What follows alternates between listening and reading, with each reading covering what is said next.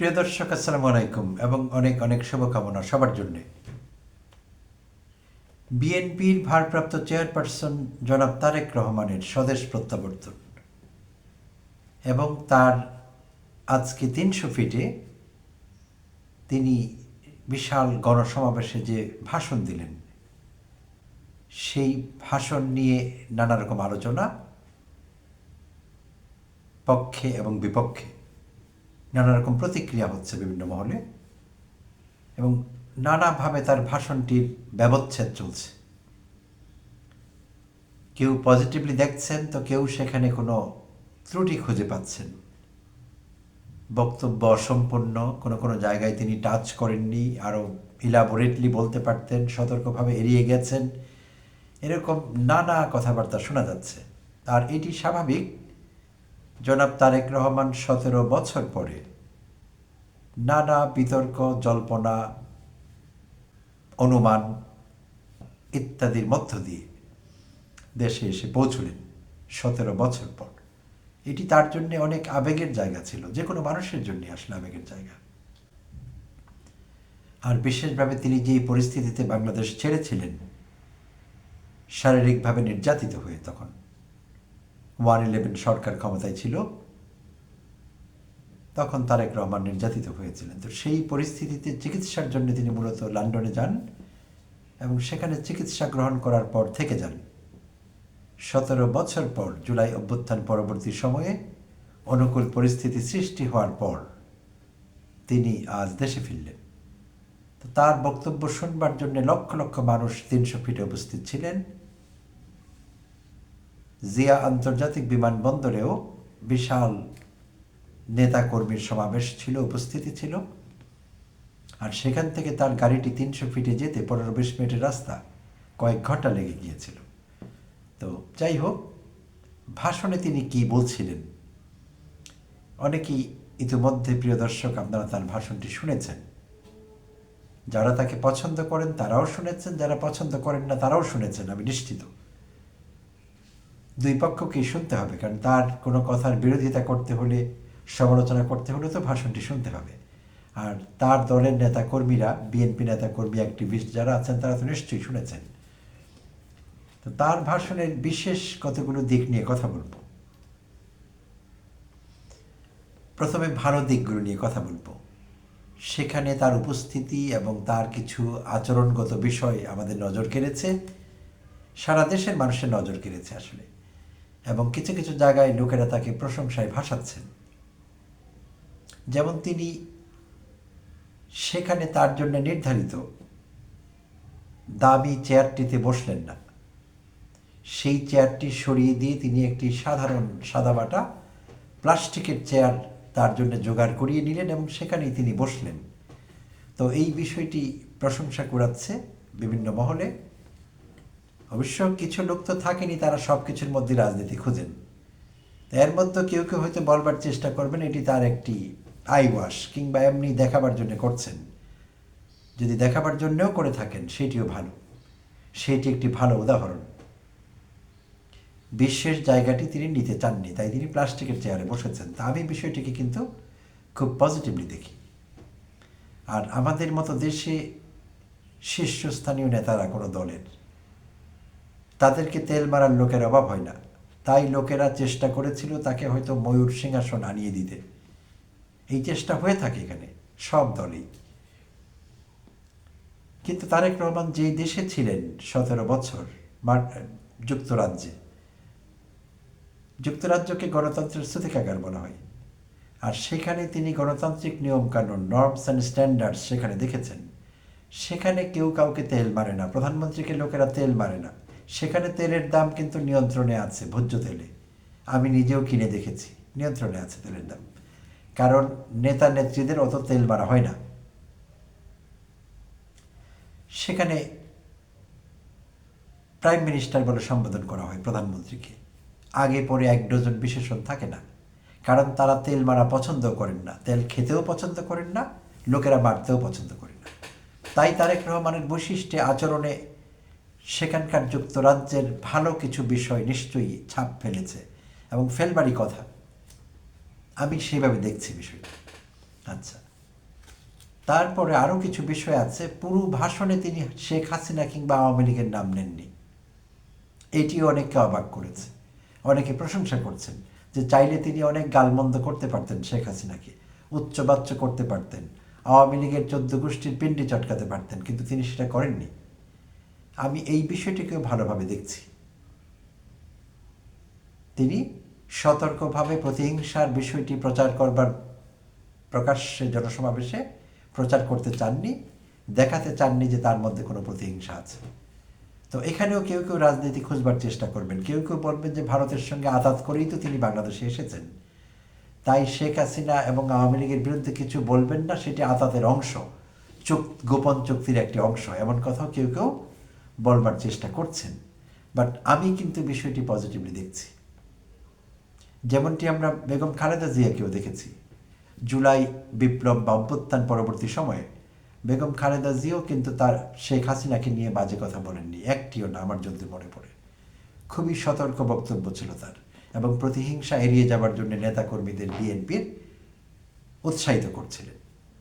এবং অবাক হয়ে লক্ষ্য করেছি, অধ্যাপক ডক্টর মোহাম্মদ ইউনূস সরাসরি শেখ হাসিনার ব্যক্তি রোষ এবং প্রতিহিংসার শিকার হয়েছিলেন, সারা দুনিয়া জানে সেটি। তিনি এখন শেখ হাসিনার ভাগ্য নিয়ন্ত্রক এক ধরনের। তো তিনিও কিন্তু শেখ হাসিনার নাম নেন না বলতে গেলে, এবং তাকে নিয়ে উচ্চবাচ্য করেন না, বাজে কথা একটিও বলেননি আজ পর্যন্ত। তার নামই কয়বার নিয়েছেন সন্দেহ আছে আমার, 5-12 হবে কিনা গত 16 মাসে, আই ডাউট ইট। আর তাকে নিয়ে কোনো বাজে কথা বলেননি, স্পেসিফিকলি বাই নেম। ফেসিবাদ, ফেসিবাদী শক্তি, এইসব কথা তিনি কয়েকবার বলেছেন। তো এটি প্রশংসনীয় আসলে। কিভাবে এত রাগ, এত ক্ষোভ, বা রাগ ক্ষোভ আছে কিনা সেটাও জানি না, অন্তত নির্যাতিত হলে পরে মানুষের মধ্যে যে আক্রোশ কাজ করে, আমরা তো ফ্ল্যাশ অ্যান্ড ব্লাড, রক্ত মাংসের মানুষ, আমাদের মধ্যে রাগ, প্রতিহিংসা, ক্ষোভ এসব কাজ করে। তো এই 3 জন মানুষ, বেগম খালেদা জিয়া, ডক্টর ইউনূস এবং তারেক রহমানকে আজ দেখা গেল যে তিনি হাসিনা বা আওয়ামী লীগের বিষয়ে কোনো বিষোদ্গার করেননি। তো এটি আমি প্রশংসনীয় মনে করছি, প্রশংসার দাবি রাখে, এটি একটি ভালো দিক। অন্যরা যত কথাই বলুক, আমি পজিটিভলি দেখতে চাচ্ছি। আচ্ছা, আর আরেকটি কথা তার বিরুদ্ধে উঠেছে, সেখানে আমার কথা আছে, আমারও একটু সমালোচনা তাকে করতে হবে। আমাদের শহীদ ওসমান হাদি নিয়ে তিনি খুবই সামান্য কথা বলেছেন, বলতে গেলে কিছুই বলেননি। ওসমান হাদিকে নিয়ে কিন্তু তার অনেক কথা বলবার ছিল। আমি জানি না তিনি জানতেন কিনা ওসমান হাদি কে, বা তার বিষয়টি তিনি পর্যবেক্ষণে তার আছে কিনা। আর হাদির যে আত্মত্যাগ, সেইটি পুরো দেশের মানুষ স্বীকৃতি দিচ্ছে, তার জন্য পুরো দেশ কেঁদেছে এবং এখনও কাঁদছে। তো সেই শহীদ ওসমান হাদি সম্পর্কে তার আরেকটু বক্তব্য অনেকেই প্রত্যাশা করেছিলেন। আমি ওই জায়গাটিতে একটু হতাশ হয়েছি। তিনি খুবই মিতবাগ ছিলেন এখানে, আর একটু বাড়িয়ে হাদি সম্পর্কে কিছু বলা যেত। তো এটি তার ঠিক হয়নি। হাদি প্রসঙ্গটি প্রায় তিনি এড়িয়েই গেলেন, ঠিক হয়নি। শেখ হাসিনাকে এড়িয়ে যাওয়া, আওয়ামী লীগকে এড়িয়ে যাওয়া আর হাদি সম্পর্কে আলোচনা করা, সেই দুটো বিষয় কিন্তু এক না। তাই আমি এই বিষয়টিকে ভালো চোখে দেখিনি, আমিও ভালো চোখে দেখিনি। আমার কাছে মনে হয়েছে তিনি এখানে কৃপণতা করেছেন তারেক রহমান। হাদি সম্পর্কে আরও বক্তব্য রাখা যেত, তাতে করে ভালোই হতো, খারাপ হতো না। তিনি এই ভুলটি করেছেন, আমি বলবো করা তার উচিত হয়নি।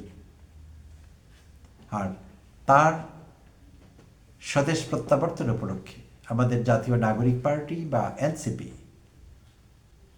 ছাত্র এবং তরুণদের দল, এনসিপির শীর্ষস্থানীয় 4 নেতা আলাদা আলাদা ফেসবুক পোস্টে প্রতিক্রিয়া জানিয়েছেন।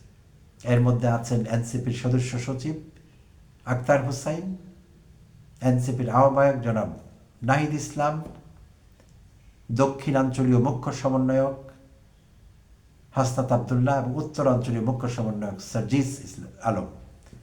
তারা আলাদা প্রতিক্রিয়া ব্যক্ত করেছেন এবং খুবই পজিটিভলি তারা প্রতিক্রিয়া ব্যক্ত করেছেন। তারা 4 জনই তারেক রহমানের স্বদেশ প্রত্যাবর্তনকে স্বাগত জানিয়েছেন এবং তারা তাদের প্রতিক্রিয়ায় বলেছেন যে তারেক রহমানের আগমন আগামীর বাংলাদেশ বিনির্মাণে একটি গণতান্ত্রিক বাংলাদেশের নতুন করে ভিত্তিপ্রস্তর স্থাপনে ভূমিকা রাখবে। তারা বলেছেন শান্তিপূর্ণ সহাবস্থান দরকার হবে রাজনৈতিক দলগুলোর। এই বিষয়টি একটু চ্যালেঞ্জিং, বাট তারা মোটা দাগে স্বাগত জানিয়েছেন, প্রশংসা করেছেন, এবং তারা এইটি উল্লেখ করতে ছাড়েননি যে আজকের বাংলাদেশে তারেক রহমান এইভাবে আসতে পেরেছেন জুলাই যোদ্ধাদের আত্মত্যাগের কারণে, জুলাই অভ্যুত্থান সফল হয়েছিল বলে। এই গুরুত্বপূর্ণ কথাটিও কিন্তু তারা বলতে ভুলেননি। যদি জুলাই অভ্যুত্থান না হতো তাহলে তারেক রহমান হয়তো দেশে ফিরতে পারতেন না, এটাই বাস্তবতা। তাই তারেক রহমানকে তারা এই বিষয়টি স্মরণ করিয়ে দিয়েছেন, যদিও স্বাগত জানিয়েছেন, এবং চারজনই খুব পজিটিভলি দেখেছেন তার ফিরে আসার ব্যাপারটি। এটি একটি ভালো দিক। আর আরেকটি কথা বলতে হচ্ছে, তারেক রহমানের স্বদেশ প্রত্যাবর্তন কেমন আন্তর্জাতিক কাভারেজ পেল? খুবই ভালো কাভারেজ পেয়েছে, আসলে খুব ভালো। তো আন্তর্জাতিক মানের গণমাধ্যমগুলো খুবই গুরুত্ব দিয়ে তারেক রহমানের স্বদেশ প্রত্যাবর্তনের বিষয়টি কাভার করেছে, এবং তারা অনেকেই তাকে ভবিষ্যতের প্রধানমন্ত্রী বলে সম্বোধন করেছে। কেউ বলেছেন সম্ভাব্য প্রধানমন্ত্রী, কোনো পত্রিকা বা মিডিয়া বলছে ভবিষ্যতের প্রধানমন্ত্রী, কিংবা প্রধানমন্ত্রী পদে তাকে বিবেচনা করা হচ্ছে শীর্ষদের মধ্যে, তারা এইভাবে বলেছেন। আর এই মিডিয়াগুলো হলো BBC, Reuters, AFP, Al Jazeera, Bharat এবং পাকিস্তানেরও কয়েকটি আছে। ভারতীয় সংবাদপত্রগুলো যদিও সতর্ক প্রতিক্রিয়া জানিয়েছে, এর মধ্যে দ্য হিন্দু আছে, NDTV আছে, দ্য হিন্দুস্তান টাইমস আছে, হয়তো অন্যান্য পত্রিকাও বলেছে এগুলো তাদের মতো করে। পাকিস্তান থেকে দ্য ডন খুবই পজিটিভভাবে তারা দেখেছে বিষয়টি। তো আন্তর্জাতিক প্রতিক্রিয়া বেশ যথেষ্ট ভালোই তার পক্ষে গিয়েছে, এবং তারা তাকে ভবিষ্যৎ প্রধানমন্ত্রী বলে সম্বোধন করেছে এই মিডিয়াগুলো। তো সব মিলিয়ে তারেক রহমানের আজকের ভাষণটি মোটা দাগে দেশের বেশিরভাগ মানুষ পছন্দ করেছেন। আর কিছু সমালোচনা হয়েছে বিশেষভাবে শহীদ ওসমান হাদি বিষয়ে। আমি আবারও একই কথার পুনরাবৃত্তি ঘটাচ্ছি, এই বিষয়টিতে অনেকে কষ্ট পেয়েছেন, অনেকে প্রতিক্রিয়া দিয়েছেন, আর এর বাইরে মোটা দাগে তার ভাষণ প্রশংসিত হয়েছে। কারণ তিনি আজ কিছু সম্ভাবনার কথা বলেছেন, কিছু আশার কথা মানুষকে শুনিয়েছেন। তিনি সর্বশক্তিমান আল্লাহর নামে শুরু করেছেন, তার সাহায্য চেয়েছেন, রাসূল সাল্লাল্লাহু আলাইহি ওয়াসাল্লামের প্রদর্শিত পথে শাসন কার্য পরিচালনার চেষ্টা করবেন, ন্যায় বিচার ভিত্তিক, ইনসাফ ভিত্তিক, এরকম প্রতিশ্রুতি দিয়েছেন।